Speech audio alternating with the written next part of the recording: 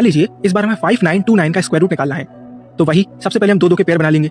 इस नंबर की unit digit 9 है और 9 किसका स्क्वायर होता है 3 का, तो सबसे पहले हम यहाँ पर 3 को लिख देंगे। अब चलते हैं 59 की तरफ। 59 जो है वो 7 के स्क्वायर यानी कि 49 और 8 के स्क्वायर यानी कि 64 के बीच में आता है, राइट। आप मुझे बताइए कि 59 49 के ज्यादा करीब है या फिर 64 के? 64 के ज्यादा करीब है, राइट। तो सबसे पहले हम 49 को यहाँ से मिटा देंगे। अब 64 किसका स्क्वायर होता है 8 का, तो हम 8 का 10 टाइम्स करके यहाँ पर लिख देंगे यानी कि 80 को। अब आप देखिए 59 जो है वो 64 से कम है, राइट, इसीलिए हम 80 में से 3 को माइनस कर देंगे, तो हमारा आंसर आएगा 77। मुझे पूरी उम्मीद है कि ये ट्रिक आपके लिए बहुत ही ज्यादा यूजफुल है। हमें 1764 का स्क्वायर रूट निकालना है, तो सबसे पहले हम इस नंबर के दो दो के पेयर बना लेंगे। आप देखिए इस नंबर की यूनिट डिजिट 4 है और 4 किसका स्क्वायर होता है 2 का, तो सबसे पहले हम यहाँ पर 2 को लिख देंगे। अब इसके बाद हम चलते हैं दूसरे पेयर की तरफ यानी कि 17 की तरफ। अब 17 जो है वो 4 के स्क्वायर यानी कि 16 और 5 के स्क्वायर यानी कि 25 के बीच में आता है, राइट।